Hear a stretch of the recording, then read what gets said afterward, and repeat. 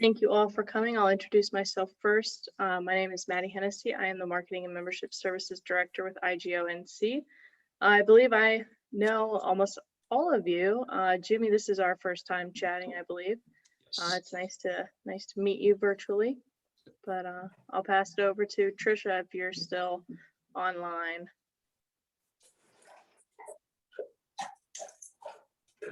I guess she's not, so then I'll go ahead and pass it over to Lucas or Justin.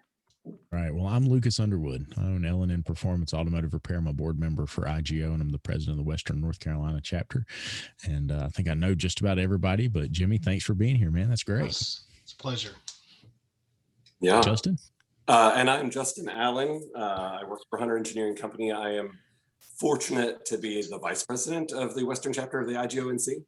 And I've got a little sinus infection thing going on over here. So I'm sorry that I sound like an idiot a little bit, but really glad to be here. Justin. Yeah, I'm Mark Hunter. I'm Mark Hunter from Alamance Community College in Graham. Very good. Very good. Jimmy? Jimmy Sexton from Jimmy's Automotive Center in Asheville, North Carolina. And I just want to get involved. Very good. Very good. Grant? Yes, Grant Swaim, the Greensboro area, a longtime IGO member, a former shop owner, got education, and matter of fact, I worked with Mark Hunter at Alamance for a little while, and now I do private training. I do onboard fundamentals and help onboard techs that didn't get a chance to go to school and help them install automotive essentials, but here to help the education any way I can. Very good. Very good. Eric? Hey, I'm Eric. I'm one of the automotive instructors at Watauga High School. And man, I've been hanging out with Lucas a little too much because I keep showing up to these events now. Podcasts, meeting, whatever. Just call me. I'm there. That's it. We can depend on you. That's good. Yes. Well, it looks like Lucas got the professional set up there. Right. Yeah, I got tricked into that. It was none of this was planned, I promise. All right, John. I'm John Presnell, run Presnell's Auto Repair in Mocksville, and been an IGO member for a little over a year now, and got to know Lucas, and here I am. Roy, you want to say hello?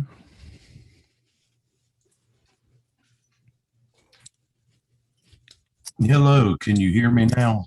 We can. We can hear you. Okay, I just got my audio work and I could see your mouth moving, but I couldn't hear. But I can hear. You might be lucky.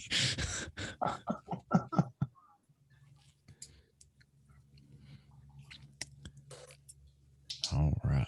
Well, that's Roy Jennings from Caldwell Community. Yes, sir. Go ahead. I've been an IGO member for 35 years. Oh, wow. So it's been a while, but I've kind of been involved and not involved, and I was on the board for a while, but haven't been active. So absolutely, we're glad you're here and glad to meet you and hang out with you. You know, that's what it's all about, and this is we're starting to grow this Western NC chapter. And I'll just be honest, I have not had the time to really invite everybody I should be inviting. I have been all over the country doing silly stuff, but it's working out, and we're getting some blessings because of that. So we'll call it good and continue to grow. Justin, you had some things that you wanted to bring up. Oh, sure. A couple of quick things I would want to say. If any of you, for those of you who are looking at this on a computer screen, I just always want to encourage you to make sure you've selected the grid view so that you can see everybody's faces at once. Some folks may not even know that that's the thing on Zoom, and you always just see whoever's talking.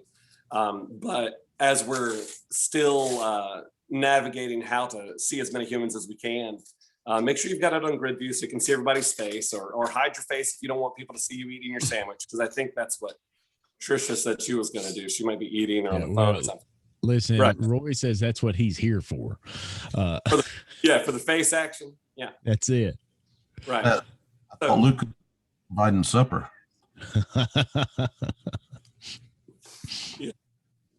So that's one thing I always just want to encourage people to do that, because sometimes someone might look at it on a cell phone or whatever, and you're kind of missing out.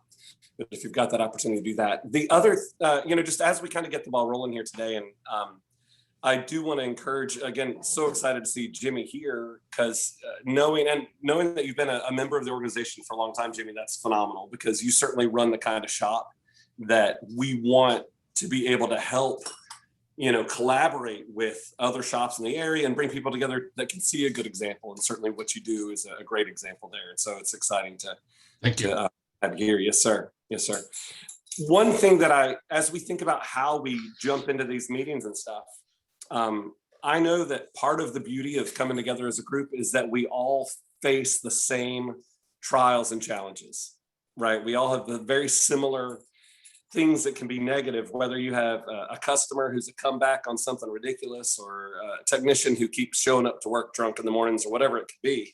I was hoping that someone had something happen today that you found very encouraging, some interaction with somebody or something, a customer or a technician that stepped up in a way you didn't expect or something. Has anybody got something really positive that they could share with the group this afternoon? I can start. Oh, you go, Eric. You go. Okay. Yeah. I was at the shop today and I had a student who graduated last month. And I had the door propped open and he came strolling in his new Nissan uniform. And he had a whole bunch of pictures. He wanted to show me all the tools he'd gone and picked up. And we, I had made the kids a list, and he actually came by to today, hey, you left a couple things off the list that I've needed a lot. I had to go back down to Harbor Freight or whatnot and pick these up. But we talked for a while, and he referred to himself as my success story. So that is awesome. I shook his hand and sent him back to work, but it was really cool to have a kid who's only been gone a few weeks now come back already, bragging about how good money he's making and how happy he is. So I was really happy to hear that. That is awesome. Is he at Friendship Nissan? Yep. He just started over there. The last day of classes was his first day. Great. That's fantastic. And I just go ahead, Lucas. I'm sorry. No, you go ahead. I was just going to say, I just met Kate Eller, who's running the show over there now for parts and service, just last week. She's pretty great. Yeah, he said he had lots of nice things to say about her. Said she was real good to work with. Yeah, and I have a connection over there. And Justin, you know him. You know Jason Minton. Jason's a good friend of mine. So I'll, if he connects with Jason, we'll make sure Jason takes him under his wing. Jason's a good guy and he's smart. So and that's a lot of what I keep thinking about is making sure we have somebody take him under the wing. Definitely. Yeah, he's paired up with a guy in his late 60s who's keeping an eye on him for now. Nice. I can't remember his name, but says he's good to work with, doesn't leave him hanging as far as when he has questions, got a positive attitude. And this guy is a worker. It's Donald Worth. I think you met him, Lucas. I can't remember, Justin, if you met him, but he's got good work ethic. So I don't care if he wanted to flip burgers for the rest of his life, he'd be the best one out there. So whatever. Awesome. I'm just glad he ended up in our career path instead. Right. That's awesome. Well, good. Maddie, you had something? Yeah, I actually had an apprentice reach out today, and which is shocking. So usually these apprentices, you have to chase after them and get the information you need from them rather than them reaching out to you. But I had an apprentice reach out today. He's eager to start working down here in Raleigh come the fall and get started and registered at Wake Tech. And he was all excited about knowing what classes he needs to register for and getting everything squared away. So it's awesome to see another apprentice excited to get started in his journey. Definitely. So my interesting thing, this is going to take a weird turn. Sorry. My interesting thing is I went to a training last week and this weekend, and I'm not going to lie. I sat through it and I tried to make it through the first day, and I got up and I walked out and I couldn't do it. And I tried to go the second day and I made it to lunchtime and I got up and I walked out, and we walked out the door And my service advisor, he said, Mr. Underwood, you just made me a very happy human being. And I said, why is that? Was it that bad? And he said, sir, he said, I came to work for you because the place that I was at was doing things like that. And he said, I'm coming to work to serve my clients. These people are advocating for taking advantage of, lying and manipulating their clients. By you walking out, you confirmed to me that I came to the right place to work. I just want to say thank you. And the guy came in this morning with a whole new approach, a whole new concept for taking care of his clients, because he realized that there's people that are out there manipulating and taking serious advantage of their clients. And they do it under the guise saying that it's a relationship model and it's this and it's that and it's the other. It's not. It's wrong. It's unethical. And it just made me feel really good that this guy looked at that and was able to recognize it's wrong and able to take away from that and say, look, this made me better because I see what not to do. So that was my win for the day. You just wanted to go to the beach so bad that you signed up for crummy training just to get away. Yeah, I wasn't going to tell you that, but I left that part off for a reason. That just goes to show you that you never know who is watching. That's it. No, that's true. That's true. Very true. That's very true. And you know, I'm going to tell you, I even sent Justin a message. We were talking about how big the meeting might or might not be tonight. Leslie saw some of the training. She's down here. She just showed up. Leslie saw some of the stuff that was in the training. And I told it Justin today, I said, I don't know if I have the emotional bandwidth for a big meeting. I was frustrated. And you know, looking back, I was sharing with Leslie, it says things in this training manual, like that if a wife says that she needs to reference with her husband, that you should first say, do you not trust me? And do things that make her feel stupid or uneducated or make her feel as if her idea is stupid. Make her feel embarrassed to have asked the question. So that gives you an idea of what we're relationships. Yeah. Relationships. Hey, I think the part for me, you know, looking at that information, and it's Leslie here, but I think the part for me that was astounding was there's actually a whole section in there that talks about, you know, when you're booking appointments, you don't want to make the customer feel like you're always busy or you're always booked out 2 weeks or 3 weeks or 4 weeks with appointments. So you just flat out lie to them and say, oh, we're not usually booked like this. We just, I don't know why we're so overwhelmed right now, and set the precedent up with that customer with a flat out lie out of the gate, just, you know, booking their appointment. And I think, we're all in somewhat of a sales role, regardless of what journey on the relationship scale you are. You know, all of us are in somewhat of a sales role, and, you know, just the dishonesty of that did not hit me well today. So I appreciate you sharing that with me though, Lucas, because it really grounded me. And I had a conversation with one of my team members on the way home about it. And, you know, we were in disbelief, if you will. Absolutely. Absolutely. Well, to get on the topic, talking about apprenticeships, talking about being involved with schools. I mean, poor Eric and Roy, boys, I'm telling you what, they're so tired of me being involved, they can't see straight. But you know, what I was going to say is I got some really interesting news over the past couple of weeks and months. I've talked to some of the folks in Leslie's organization a little bit farther up that chain. And they're talking about doing some stuff for our apprentices. I also spoke with a gentleman, and you can hear in the latest podcast, his name is Lee Locklear. He is he owns, I can't remember the exact name of the company, but he owns an organization which provides Texa tools. They're the U.S. distributor for SD tools, and was talking with him a little bit. They are bringing a option to us when it comes to apprentices and new folks in the shop. We can get tooling for those apprentices up to 50% off, right? Far beyond anything Snap-on's ever done, right? He's like, we're talking about, we're going to do this at cost because we believe this is what we've got to do. I was a technician. I understand. So if you get a chance, go check that podcast out and listen to that. But you know, we've got people who are ready to step in here and begin to help. So I think it's very important that we cover this topic now and we begin to figure out, what does this look like? Now, the one person that I really wanted to be here that couldn't be here tonight is Jim Kokonis. And Tricia and I have been talking about this. Eric, I've talked to you about it. Roy, I've talked to you about it. Leslie's heard me talk about it over and over again. One of the things that I want to see us do with IGO, with the apprenticeship program, is that we bring some structure to when these apprentices come in, beyond what the basic curriculum is, beyond what the basic thing is, and come up with a way that we can give them practical knowledge, give them the ability to prove their skills out. You know, in ASOG, for instance, we're seeing these folks come in and they say, hey, I got an apprentice and he can't do all this work.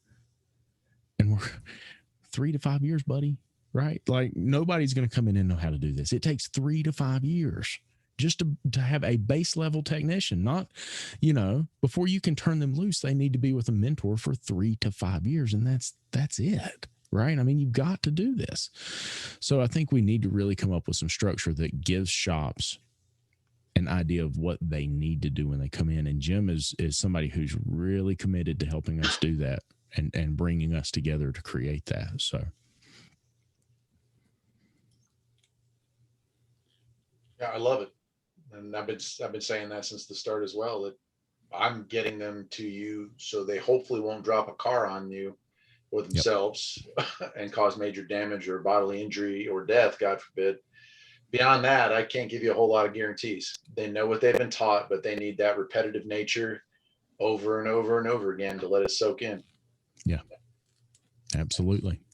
Absolutely. And, you know, so you see what we've done with Bridget, and we're really thinking about the new shop, and something that's come up for me. It's been in the podcast 5 or 6 times now, and you can kind of tell what's on my heart if you listen to the podcast episodes, because what I'm thinking about is what comes out of my mouth. I can't help it.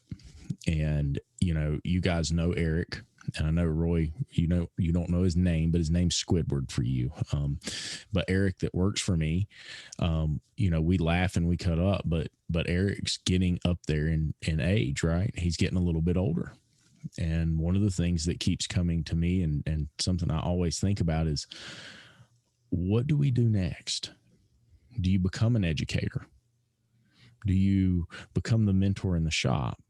And a lot of these technicians never had retirement. They never had benefits. They never had a way to prepare for the next 20 years, right? They didn't work at shops that offered that. So in our shop, I think what I'm trying to develop here is a mentorship program that our skilled technicians, as they begin to age up, we want to begin to work them in with an apprentice and let the apprentice do the actual work. Right? Let the apprentice get in and handle the work that needs to be done in the shop. But then on top of that, have them teaching them and being there to answer and say, hey, no, don't do that. Hey, yes, do this. Right? I'm concerned because the same group, and I don't know how many were here, but when we were talking about what the manufacturer plans are, the same individual, that was talking about that they didn't have a book also said that we have a strategy for the next 10 years that we're going to use augmented reality to fix cars because the technicians that we can find aren't going to be able to fix these cars. And that's their thought process. That's their theory. That's the direction they're thinking about moving. So it's kind of a defeatist attitude, isn't it? It is. It is. And you know, here's the thing. So the way he explained it to me is he said, what you need to know is that in a lot of ways we're funded by blank check fiduciaries. And I said, what does that mean? And he said, well, it means that investors invested in us and they're looking for the next Amazon. They're looking for somebody who's got 50% gross growth in 1 year. And he said, we're not really in the business of building cars anymore. We're buying this technology. This technology is being paid to be engineered, and they're bringing this in, and we're just buying the technology, putting it in the car. And he said, so that means that there might be one person within their team that understands how that system works or how that system should be repaired. And he said, to be able to expand upon the level of complexity to the degree needed that they will see in the next 10 years is going to be impossible. So with augmented reality, they believe that they can say, don't touch that wire. Do this, do this, do this. So it was a really interesting perspective. What does that mean for us? If they're so convinced, I mean, listen, he wasn't saying, he was saying that he had excellent technicians, but his best technician was not going to be able to fix the car that they were going to build in 10 years. And this is an engineer, right? This is a very, very smart engineer that was a master level technician at a very, very, very high prized manufacturer in our country. It was a very eye-opening thought process. So I think that we need to be strategizing for the next 10 years, if they're saying that, especially. Look, it sound like it basically just in time learning, taken to a higher level. I mean, you know, and you look at now, I'm a firm believer you just can't be the ace guy on everything on the car, everything coming out now. Yeah. And the systems are so complex. Everything, all the body control stuff and the drivability. I was thinking the other day, and you saw these the mobile tech guys. You know, way long time ago, the mobile tech was a guy couldn't afford a shop, and he's hanging brake pads and parking lot. But now, obviously, they're whole elite. But now within that, you used to have kind of, they fix things nobody else could fix. Now you got a drivability guy, you got a passive, you know, push button start guy. You got, now they're starting to get within little specialties within mobile tech. It's in, you know, 4 or 5 different specialties within that. So it's getting to the point where it's going to be impossible to know everything to fix a car before you walk out there. You have to do just in time. And I'm not so sure that's, you know, just cause I don't know this system intimately, when I walk up to it, that's not a badge of shame right there, because it's almost impossible. Right. Exactly. And then most OEMs have tremendously stepped up on the online learning. That was going back years. The Toyota and Honda stuff was just fantastic. I can remember going to Honda training, sitting there with a marker and a vacuum diagram, and you know, color coding hoses for days, and that don't happen anymore. It can be done better online than in person. So it's just going to be a challenge, and it's going to get to where everybody's going to be a special. It's going to get more and more specialized. I did 20 years as a Honda shop owner, and I got, you know, that made life real easy for me. And but you know, it's going to not saying a single model, but it's going to be hard to be the guy in the shop that I know everything about everything that rolls in the door, all systems, all cars. That's just almost not going to work. And that was their perspective, is that, you know, especially some of the systems that they intend to implement are going to be so advanced that it's going to be really hard to find somebody who could, even in their engineering department, who could put together the pieces of that, right? Because they don't own the book for it. It's proprietary knowledge. It's not theirs to know about. They don't have the theory of operation because they didn't design it. Right. It wasn't ever theirs. Yeah. And I saw, just one more thought now, and I'll wrap up on this, but talking about the complexity and I think Standard Brandt was on a podcast recently, and they got talking about, you know, the mobile diag guys. He let the cat out of the bag that a lot of guys in his group have been approached by manufacturers. And manufacturers realizing we can have an ace guy in every dealership. If we got a car that's come back 3 times and lemon law, I can't fix it, it's going to be bought back. So the manufacturers are looking at building an elite team of mobile DAG guys that work for the manufacturer, that go from the dealer to dealer to dealer to fix the car that can't be fixed by the local dealer. And he had, by his friends, have been approached. So now we're going to have some of the guys we used to have maybe get pulled into the manufacturer arena, because if the manufacturer that built the car can't get the guys at the dealership trained to the level to fix everything, that kind of puts everything in perspective. It does. And, you know, the fact is, you know, it also says a lot about the way that they've treated their people. You know, right. I hate to say that, but it does. It says a lot about the way that the dealerships have been treating people for many years. And I think they hold a part of where we're at right now. And, you know, Roy, I know you got dealer experience and they treated you pretty good, but, you know, boys, you worked your tail off to get there, you know? So You know. that I was always. Uh-oh, he quit on us. He locked up.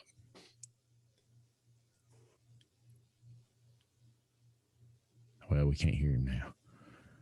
Oh, we can see him, man alive. Well, so my question to y'all is this: got a lot of educators in the room, and you know, it's me and Jimmy and John in here as shop owners. What are we going to do about this EV situation? What are we going to do about this ADAS situation? Because the reality is that these guys have got to be trained on this stuff, right? We have got to get to a situation that they even base safety issues. You know, Eric, me and you talk all the time about making sure they're safe when they come in. You know, it is a completely different ball game when you start dealing with EV. And if they jump behind this bell curve that quick, how do we ensure we're going to be safe? How do we know that, you know, how do we train the next generation for something that we don't even know what it looks like yet? Well, at Alamance Community College, we have invested in Southern Educational Systems hybrid, advanced level hybrid trainer, and hadn't gotten it yet. It's still on order. They're still building it. But it's supposed to come with all the advanced level training with it. So That's fantastic. we can use that in our hybrid alternative fuels class, which we teach in the summer. So, I mean, you're right. I mean, if even as educators, we are so far behind on the curve of new age technology and getting to go to manufacturer training schools and getting. We are a Subaru university. We haven't got too much in depth in that yet. We have a vehicle. We have their scan tools. We have their ability. We have the ability to go take their training online, and we're in the process of getting started doing that. But unless you go to training, you go to a higher level training. It's awful hard to come out of high school, and I applaud all the high school instructors because, Lord love you, I wouldn't do it. I like to have a little bit more control over what kind of students we have and how they act. I have seen some of the high schools around here and seen what they have to put up with, and I'd be in jail for it's over with. I think I'm blessed to be in the area that I'm at, but yeah, Lord love you and God help you. But even with that, we can, if the student is not there to learn and not there to apply themselves, no matter what we do, they're not going to learn it. They're going to have to put their effort into it. Amen. Yeah, that's very true. Hey, Eric's- Lucas. Yes, ma'am. Go ahead. Go ahead, Jal. I was just going to say that Eric is going to find himself in a position like high schools in Texas do, where he's going to be able to recruit students out of other high schools to move to Boone just to come to his program with the way it's building up there. Yeah. That's what I'm aiming for, man. Football players or something. I'm taking over the whole bottom floor. We're going to have on-site housing or something like that. I don't know, but. And Mark, to your comment, one thing that was interesting about, and it is very exciting that you've got that new equipment coming for that training, but it is interesting today to know that your alternative fuels class is a summer class, which we all know the summer classes like that are just trying to squeeze something extra in that, you know, it would be good. But it's not like Monday through Friday all year round, which is definitely what will come of it.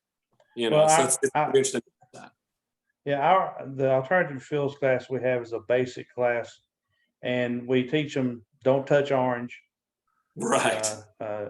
Here's where the big plastic hook is. That's right. Here's where you unplug the batteries from the back, and always make sure that it says off on the dash before you take your foot off the brake, so it don't run away with you. Right. But the advanced level trainer will help us in our drivability classes, our performance classes, stuff like that for the hybrids and everything. Yeah. So it's it's close to $63,000. Our college is really, really supporting us in a very good way. That's excellent. Awesome. Yeah. Miss Leslie, you were going to say something. Yeah, I was just going to say, Lucas, this might be an opportunity for us to connect, through our CTI, WTI department. A lot of these advanced level diagnostic courses, we already have. They're out there, they're implemented, they're available. The luxury of COVID came about virtual training. Oddly enough, if you'd have asked me 3 years ago, 2 years ago, even that, what I thought about, virtual hands-on classes, if you will, I'd have said nobody will ever attend. And enrollment in those courses is at an all-time high. It is, we have far more enrollment, far more participation, because you really do get the under the hood look of what you would have gotten on a PowerPoint in a classroom before, in every single one of those courses. And so, having that, like the ADAS, for example, we partnered up pretty heavily with Autel in developing that ADAS course. And I did the ADAS course. I personally did the virtual event. It was a 3-day event for ADAS, and blew my mind. And I'm pretty technical, and try to keep up with, the emerging technology in the world. And, I think a lot of these are out there. I think we got to figure out, how do we connect these, how do we connect Eric at the high school with some of those courses? How do we connect the community college level with some of those courses? Because it's training and courses that they seek. And more importantly, how do we campaign and impact at the state legislature level to get these things in the curriculum? I know, Eric is bound by, being a high school, especially, he's bound by a certain set of curriculum, and he and I had the conversation last time we were talking about it, how antiquated this curriculum was with carburetors and, crazy stuff. Crazy stuff that even I haven't seen in my lifetime. And I'm not a high school student or a college student at this point, right? My kid's starting driver's ed next week. So it's crazy to think about that. I've talked to some people, and they say that NATEF is listening, and they say that they've said, okay, everybody's got something to say about it. There must be something here. So I'm curious to see what comes of that. And Eric, we've had some good conversations with Jim. And I know in many ways his hands are tied, but I think it comes down to starting with the educators, right? It starts with the educators standing up and saying, look, we've got to make a move here. We've got to move in a different direction than what we're going. I think it takes shop owners. This whole meeting is about bringing shop owners and folks like Justin and the educators together. I think it takes that. Right. It takes us working together to say, hey, look, this is not what we needed. We need a little more of this, a little less of that. And really just network, because we don't know what we don't know. In my networks, I keep hearing shop owners say, well, if I get them from school, they're this, they're that, they're the other, but they don't have proper expectations. They don't understand what you educators are going through. They're shop owners, right? Your life is coming at you so fast. It's like you're in warp speed and you're just trying to put fires out one after the other. And as we grow as shop owners and get more involved, not only does the shop owner improve, but you guys give him perspective. All of a sudden he sees things differently, right? He understands how people learn. He understands that, hey, I can't expect this from a kid coming into the class. So that's why I talked to Jim. And one of the things we've talked about, especially in the apprenticeship program, is Jim wants to work on something that's more of how do we learn, right? What is it? What is our thought process? What's the reasoning process? Let's look at this from a different element, especially when we're bringing kids into a school or into a shop, because our current model in auto repair is production, right? We're only worried about production and efficiency. And I don't think that that's necessarily a bad thing, but it's not conducive to learning. So we've got to rethink this. We've got to reimagine this to get a kid into a shop and bring them up to the level we expect, or else they're going to feel like they're getting stuck on the tire changer for the next 5 years. No offense, Justin. Sorry. Yeah, but they're really nice tire changers. Yeah, they really are. And I hear you just push buttons now. I told him, I was like, that's the boringest thing ever. I like changing tires. I don't see why we're doing this. This is ridiculous. Okay. but that's, Robot. Okay, Alexa, mount those 24-inch tires, please. That's what this turned into. but you know what, that resonates, Lucas. That really resonates in the journey here, because I think about, you know, you guys, most of you know, my husband works at a Chrysler dealer. He's a dealer tech.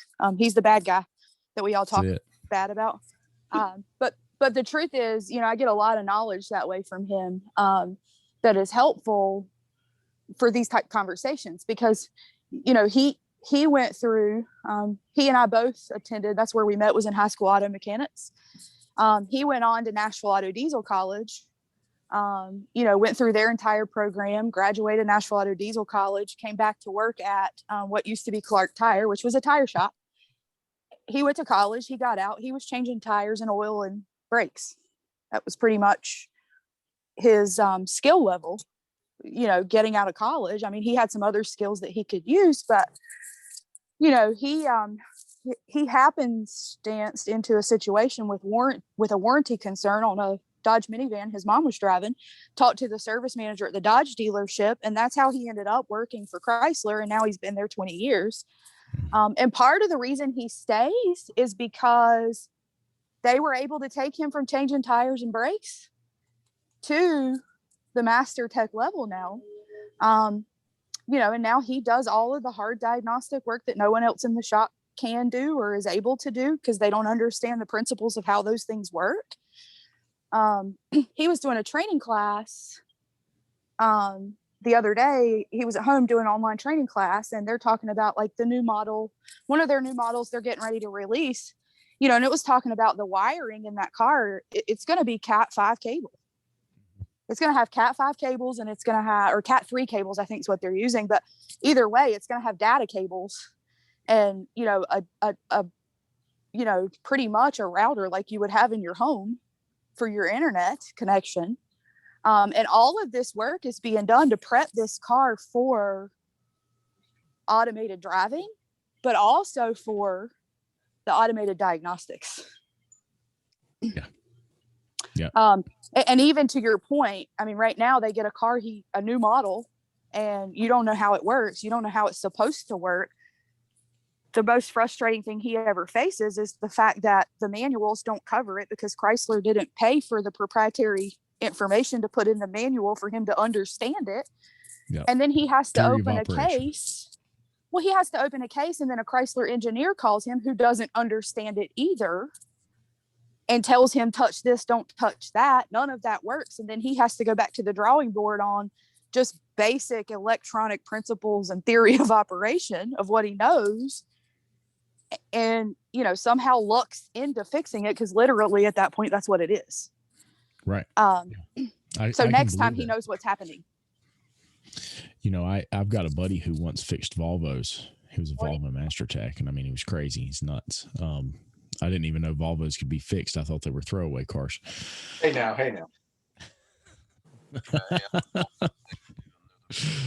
It's just Roy and I are a special breed. Okay. Volvo repair is, you know, you got to have a special kind of crazy. And apparently that's also what it takes to become a teacher afterwards. That's very true. I can believe that. You know, and I think the challenge we're faced with are many, but I think that we have the most tools and the most backing we've ever had to fix them. Right. I think we have the most energy pushing in a direction to fix the struggles that we have in education, the struggle we have in independent shops, and even fleet and aftermarket shops. We have the most energy going to that we've ever had right now. So I'm very excited to see what we're going to see over the next few years. And I think that it all comes back to us working together, right? And us coming together and making sure that we're on the same page, because I think that is really where it comes from. And we want to know, how can we better help you? So educators, here's your time. Speak up. What can we do to be better stewards to you? I'm blessed to live in Watauga County. I mean, Lucas, you were part of the publicity tour that I brought any kid that would come to school and said, hey, let's go unannounced. Let's just go roll into some of these shops and let's talk to some owners. Let's talk to some techs. And let me tell you, one day it was private shops. One day we hit the chain stores and one day we hit the dealerships. And there were so many similarities and so many differences, but it was so awesome just to talk and be welcomed. I mean, how many companies really want unsolicited people showing up at their door for any reason? Right? We're blessed right now. There's such a shortage of technicians. They were like, wait. You guys want to be mechanics? Yeah, come on in. Let's talk. Lock the doors once they get inside, please. That's the Chevy dealership, man. I swear I thought we were never going to get out of that place. I bet. But yeah, blessed. And that's really all that I think from high school. That's what we need. We need to be able to roll into a shop, or we need to have, in a normal year where we could have you come in and talk with the kids. That was also awesome. This year I had to get a little more creative on how we were going to connect, and it worked out there. And I liked it. Actually, I almost liked being able to go out into these shops a little bit better than having techs come in, because a little less filtered, a little less structured. And I think the kids need to see, hey, this is what your career path is going to look like. And this is what your day is going to look like. And it really worked well. I really enjoyed that. And yeah, and my techs really enjoyed it. Right? They that's what's so neat is that you see these guys who a lot of techs in shops say, what is this to me? It's just a job. But once you start giving them the opportunity to teach someone, to be involved in growth and the next generation, it becomes more than just a job, right? It becomes being a good steward. And so our guys really love taking that next generation in and say, hey, let me show you something. Let me teach you something. Let's work together. Hey, what do you think of this? And so, I think it takes us shops encouraging that, right? It takes the shops being willing to slow the tech down a little bit and say, look, spend some time, right? Show them how to do this. Some of the comments, and I think Terry from your shop said something that like I kind of did a double take, because I was like, what is he talking about? And then I really started listening to what he was saying, and I wish that somebody had said that to me when I got started. But he started off talking about get a good pair of shoes, make sure you got good boots, good shoes, and then it kind of morphed into take care of your body, man, because this is a tough job. It beats you up. And I'm thinking to myself as I'm sitting there limping, yeah, it does, it really does. So it was great advice that, like, as a teacher, these things just kind of fall by the wayside. We forget when we're not in the front lines anymore. We know how to fix cars and we know how to teach fixing cars, but we don't remember those early struggles. So that was like the best piece of advice I heard all day. And we talked about it as we went from shop to shop. What did you think of this? What did you think of that? And it was great hearing what the kids soaked in as well. So I really like that. That's awesome. That's awesome. And I think what Eric says is true. They're getting into the shops. It's building relationships, and I hope I stay connected. We're in bad storms right now, but it's building those relationships between the shops and the students. I know having shop owners and managers come in and not just speak at my students, but speak with them and sit down and get in a general conversation and build relationships. One of the problems that I have dealt with in the past with managers or owners is they'll come in and they will speak to the students and they're like, I want every student you produce that comes out to come to work for me. And, it's not like an assembly line where I'm popping one out every 10 minutes. So if they don't get what they expect, well, then they don't come back. They don't talk to the students.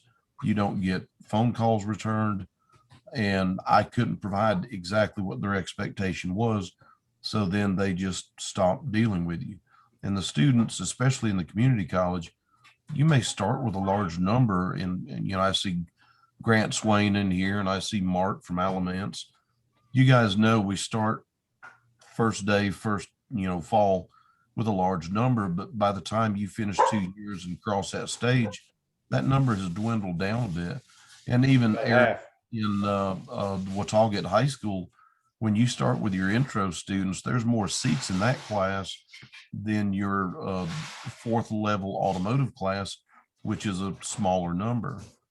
And so you have less people to spread around. And when the community needs techs as bad as they do right now, you can't give up and refuse to come back and keep these relationships going, because students remember that, and they remember who to go see, because I know that guy, that guy spoke to me.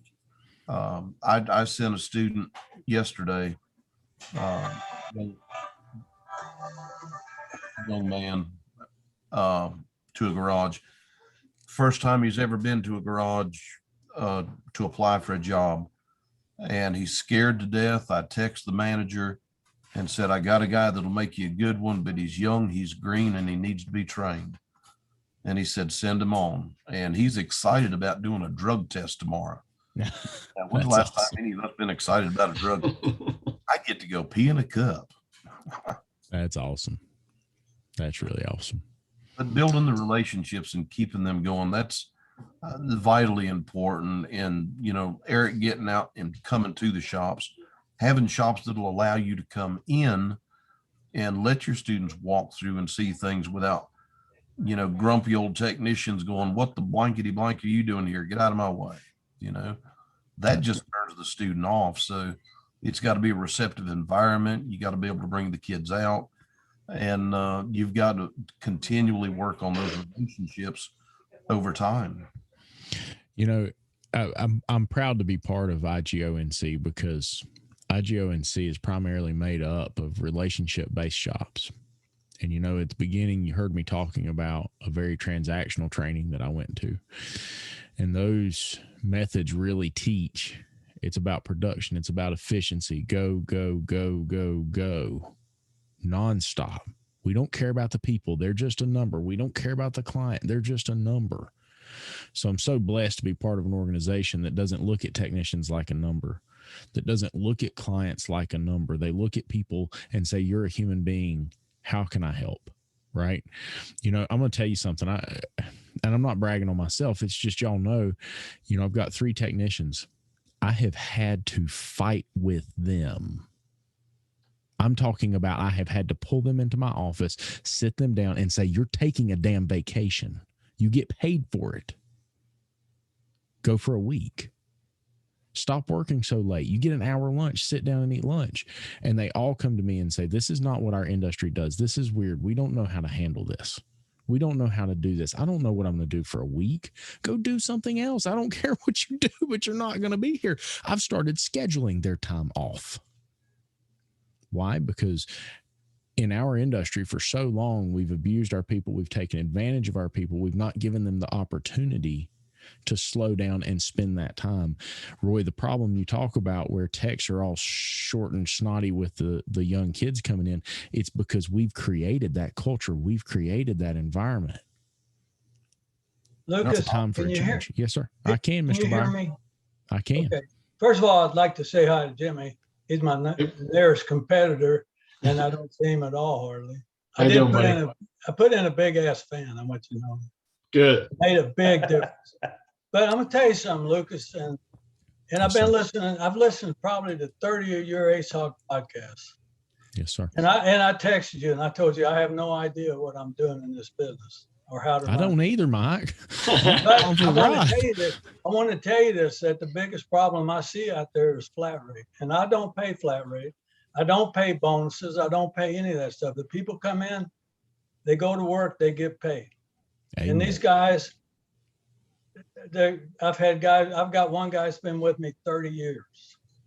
They don't leave, and they produce. They like their jobs. They clean up. They run, and when I bring young people in, which I try to do, they treat them with respect. And I've tried to connect with the local community colleges and high schools, and nobody seems to be any receptive at all about it. And I used to teach scope in a community college, and I've offered to do it for free, and they have no interest at all in it or any diagnostics. And, well, until Eric started at the high school, I had no contacts, right? Eric, I can't remember how we even met, but I would call over there And Roy, that's how I met you, was through Eric. But I would call, or no, maybe Roy, I think I met you because I gave you those books that time. But I would call the local high school. They didn't want to talk to me. So you bring up a really valid point. It was mighty hard to get in contact with them to figure out what to do. Now, Roy just don't answer his phone because he's eating. I promise that's exactly what it is. But you leave a message, he'll call you back. I want to say something else about Jimmy. And this is not a joke. I went out to his place and I measured all his lifts. I measured his floors. I measured everything, his ceiling height. And I made my shop exactly like Jimmy's. I even bought the same Zamboni he's got. And then I bought the big ass fan that he's got. So, but that fan works you're good. my hero, I tell you. That is awesome. Well, thank you, Mike. Thank you. I take that as an honor. Mike, anytime you want to come to my shop and take the floor with my students, you're more than welcome. And I got air conditioning. I don't have a big ass fan.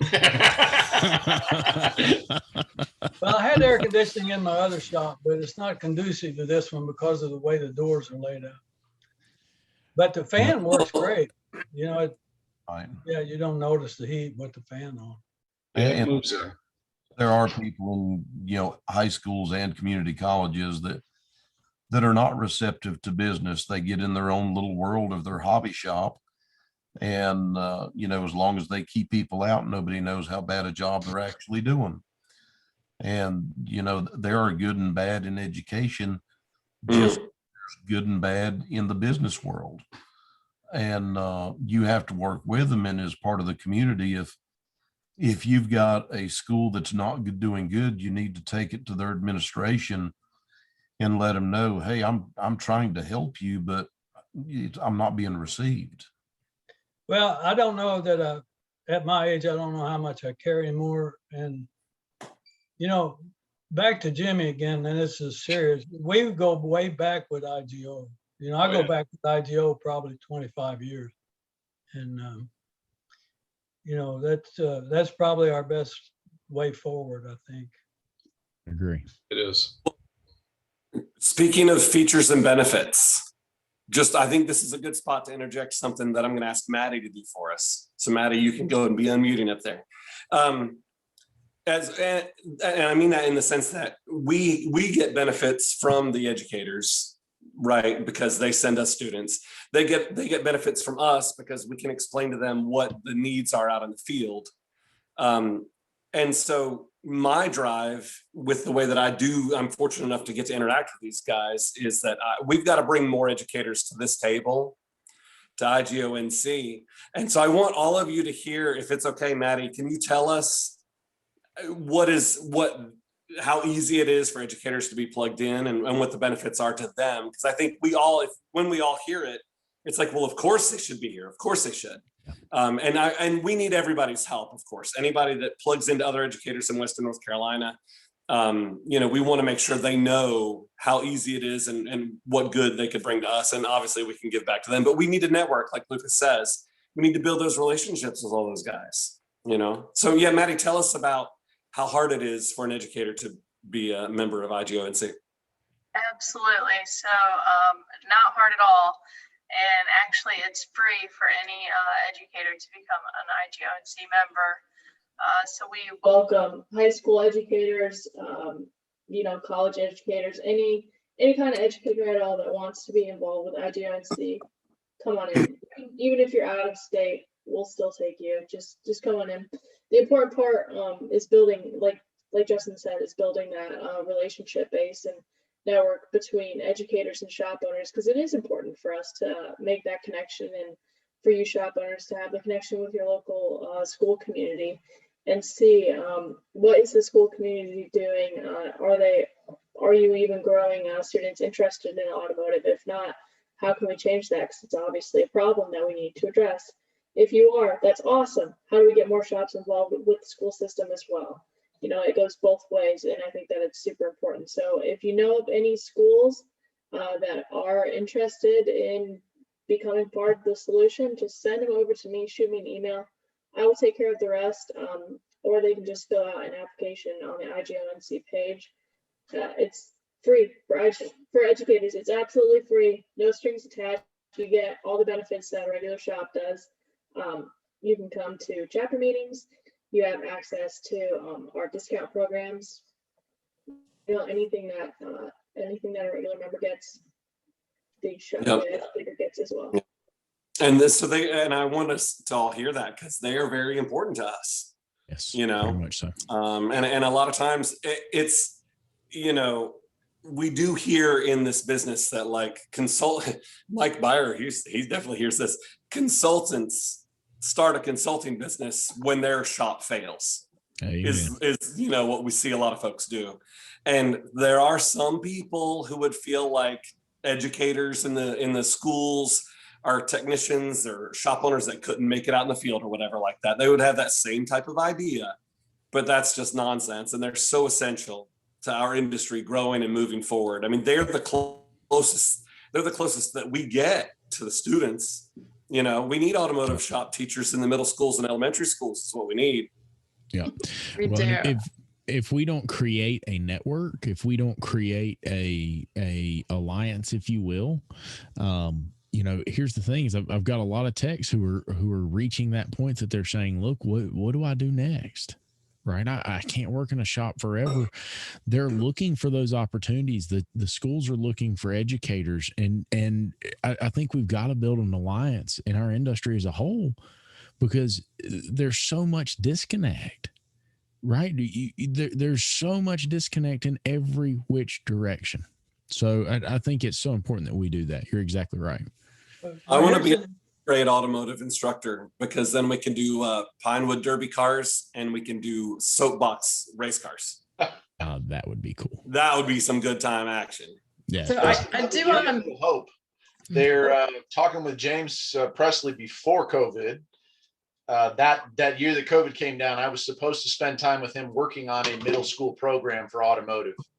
So that's fantastic. Something they are considering. It's something that, of course, like everything else, got put on hold. But I hope, of course, it's a virtual meeting again this summer. But I'm going to try to catch his ear and maybe have a private conversation with him and see what the status of that was, because we did in Watauga County pick up a middle school agricultural program. So CTE is moving more into middle school. So I'll keep you up to date on that. And Maddie also wanted to say thank you to you. We tried so hard, Maddie. We tried so hard, man. I must have sent, I think I sent a dozen kids out. I don't know how many contacted you. I don't know how hard we tried, but I want to thank you for all the help this year. And I guarantee you next year, we're going to try twice as hard. I appreciate it. We tried so hard. And yeah, I think we got a few of the kids signed up with independent shops, and we will try harder next year to get everybody that's interested in an independent shop into an independent shop. Right on. Well, I just want to throw out an invite to anybody that's down this way, down Hall River Way in Graham, near Burlington or whatever. If you want to come by and see our shop, I'll put it in the chat box, the address and phone number. So I'm always near a phone. I've got a student worker that helps out. She's always good about getting me to the phone or whatever, getting me message. So anytime you want to stop by, just come on in and tell me who you are, and I'll take you on the nickel tour. We got a building that's about 3 years old. Very, very new shop with all new hunter equipment, which is my favorite. I hear that's good stuff. It kind of rhymes. It kind of goes with my name too. So, but brand new facility. So if y'all want to come down this way, and I'll give you the nickel tour. That's fantastic. I want to make another comment. Back in the early 80s, we in Orlando, we had shops, and we had a group called Shop Talk. There wasn't any formal group then. And what we would do would get together at the local community college once a month and have a meeting. And then at one point we decided we were going to go into each other's shops and see how the other person ran the shop. So we would go in and work for 2 or 3 days with the other shop and behind the counter, watch what they do, see what the procedures were. Those were in the early days, but I would love to go to Lucas's shop and just see how he operates. Anytime. You know. You're welcome here anytime. I know Mike. how I don't even Jimmy- care if I'm open. I'll give you a key, Mike. You're welcome anytime. In fact, with Justin, it would be good because he hits all the different areas. So, I would like to ride with Justin to see the other shops in the outlying areas, and it might do, you might want to do that too, Lucas. I don't know. Yeah, definitely. And I plan on trying to have us a big cookout when the new shop's done. So we'll fire the smoker up. We'll have a bunch of food, and I want to get everybody together for sure. You can learn a lot from other shops. I mean, yes, sir. You absolutely can. When we go ahead, Justin, I'm sorry. One last, well, and I don't mean to shut you down. One last quick thing I want to say before, because I know we're running out of time. I never even thought about it, Mark Hunter, until you started talking about people coming to see your shop.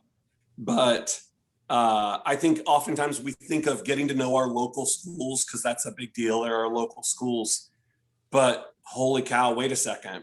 When we're looking for technicians right now, we're looking all over the place, right? We're looking to 3 states out.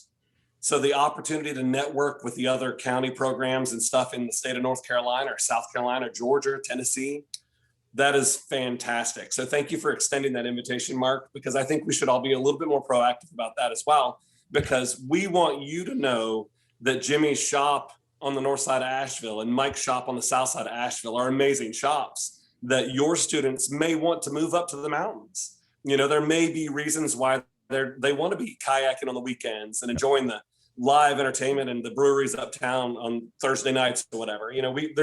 So that's great. Thank you, Mark, for bringing that up, because we definitely want to spread out those connections as far as we can. Yeah. I have in-laws that live near Asheville, so I'm up that way quite a bit. So yeah. I'll I'd show like to some. extend an invitation to anybody who would like to come to my shop or bring some kids to my shop. I love showing off my shop. Absolutely. So do I. So Well, it looks like yours. Why wouldn't you? Well, I do have Eric, if Eric ever wanted to take a field trip to Asheville, to shops in Asheville, I would totally help coordinate that. As far as making the rounds. That's an awesome idea. 4 or 5 great shops for the guys to see, that just to show them, expanding their horizons a little bit too, those students, right? Because sometimes they can't see beyond their own county. Yeah, So you get so many that just are like, nah, I'm staying here. And every once in a while, you got one that can't wait to get away. So we try to help them out no matter what. So I appreciate that, man. Thank you. You got it. I do have a spreadsheet. I do have a list of all the post-secondary educators, email addresses, phone numbers, all the schools in the state. I put together. That's about 2 years old, but I used it. I'll pitch that to Maddie so she'll have that contact information that she can blast out. 2 years ago at ASTE, I actually kind of short notice had a lot of guys show up. I called them up and got them to sign up because educators get free. And then I think they ended up meeting during lunch in a room, and but the state level of post-secondary, there's not a lot of organization, and so anything we can do, if we can encourage them, if they want to come to ASTE, they'll sit in the hall. I mean, they don't have a chance to meet each other face to face. They're spread across the whole state, and they have a great organization, but it's pretty defunct. They don't really have a structure to get together. And so 2 years ago, I kind of made it happen at ASTE. And last year I dropped the ball, got too busy, but maybe something to think about is to make a little extra effort to reach out to educators. And if you give them an hour somewhere in the hallway, they can just get together and talk. I know the last time I approached you guys about this, all the rooms are full, but they can sit out. But I'm saying that's one thing, because they don't actually have an annual get together anymore. It's just they don't have it. It's post-secondary level. Yeah. Well, in closing, I want to share something. We did the technician series on the podcast, and I've not told a lot of people this, but we received hundreds and hundreds and hundreds of emails and text messages and Facebook messages and every kind of comment and response you could imagine. And they all said, if you can find me a shop like that, I'll go work for them. But I don't work at a shop like that. Right? You have a very altruistic view of your industry, and most shops aren't like that. Now, I know for a fact that the majority of the shops that are in IGONC are like that. Yeah. So when we talk about there's no techs out there, listen, some of these techs are out there, but they are terrified to go work for somebody. There are people who are saying, hey, I'm willing to move. I'm willing to do whatever it takes. I want to work for somebody who actually cares about me. I want to work for somebody that I'm not just a number for. So, you know, we definitely have opportunities to bring some of those folks to a really good shop. Now, obviously, I've let them know I can't vet them and I can't vet the shop, but it's something to think about. Everybody says there's no techs out there. There are techs out there, but they have been burnt so many times at this point. I talked to a tech the other day that is an elite level technician. I know him. I've known him for a long time. And he said, I just got my $475 paycheck in a row. And he said, I'm terrified to leave because I've got benefits. I've got this, I've got that. He said, I can't feed my family like this. But he said, I'm terrified to leave. It says a lot about our industry. Something to think about. So I want to leave it with that. I think it's an important thing that we all keep the kids in mind as they're coming up, that we're giving them a mentor that's a good fit, that's going to be a supportive, positive, nurturing type of person in the shop that's going to make them be long-lasting members of the industry and not put them in a shop where the culture isn't conducive for them wanting to stick around. Yeah. And we need to teach our people to be mentors because it's not always easy. It's not always easy. I got blessed, right? I got two guys who love to teach and they love to, they go out here and they take Bridget. Okay, you do it. Now, no, wait, don't do that this way. Do that like this because, okay, you do it though. And it's amazing. I mean, even random kids will come in and spend time with these guys for a day, right? Another, Shannon, the service advisor's son, comes in and he spends a day with Eric or Terry, and they go over and they build that hunger, right? That's where my hunger came from, was working with my dad, my uncle on cars out here in the parking lot. Yep. We've got to build the hunger somewhere, and it's not happening right now. So that's where it starts. Well, and the one other thing I wanted to mention is that before COVID, we did go around and speak to a lot of schools, and locally we did a lot of high schools. We were out in Staley County. We did a career fair. We did one in Greensboro. So now that everybody's kind of opening up and hopefully kids will be full force back at school in the fall, if anybody hears of anything or knows of any opportunities for us to come and talk in person, we're happy to do that. Awesome. All right. Anybody got anything they want to say before we close her up? Well, I do have one thing I want to say. And I hired a young man to clean the shop. And when he come in, I was cleaning the bathrooms. I was cleaning the floors. I was cleaning the office. They got to see you do it. Yes. So it doesn't look like a cleaning job. And I still do that. I cleaned the bathroom before I left tonight because that's important to me. The most important thing to me at the shop is the cleanliness, because that's what the customer sees when they walk in. Yeah. And so to me, I want the other employees to see me cleaning up, because they see me cleaning up, they clean up. And that's anybody from the technicians to the cleanup people to the office people to whatever. So, you got to do the same job they do. You got to show them that it means something. I talk about Jim Kokonis a lot. And years ago, I was talking to Jim about the culture in the shop. And he said, you know why that is? And I said, why? He said, because you take the badges off before you sit down at the table. And I said, what in the hell are you talking about? He said, seriously, he said, you don't realize it, but you take off the owner badge, just like the special forces did when they debrief. They take off the badge and they sit at the table, and it doesn't matter who it is. Guys, we screwed up. What did we do?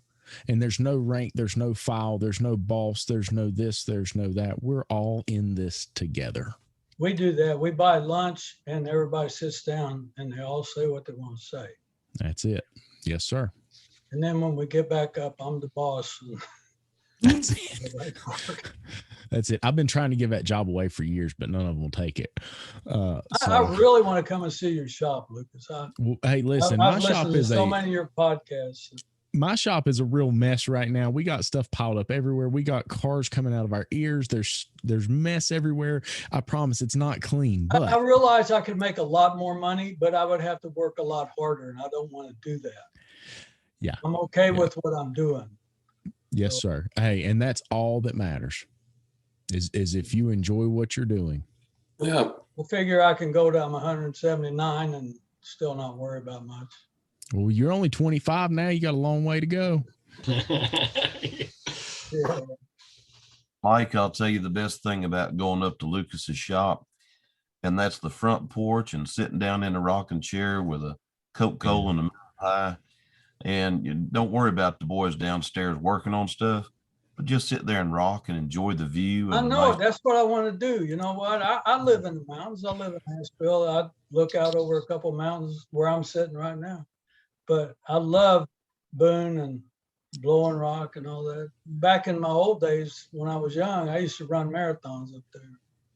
You still young, Mike. We're gonna go, Mike. I'll get you up there. All right, guys. I can't even drive that far anymore. I got you. I got a All right, 20-minute attention span. You know? Me too. I tell you, maybe 20 minutes. I don't know. Not quite. Well, I hope you guys have a wonderful night. Great seeing everybody. Can't wait to see you again. You bet. I will be more attentive now because until September, I don't go back out. Now in September, I go out. I will, from September to December, I will be home officially 14 days. So we'll see how that works out. But you guys have a great night. It was great seeing you. You bet. Thanks, everybody. Right. Take Good care. seeing you all.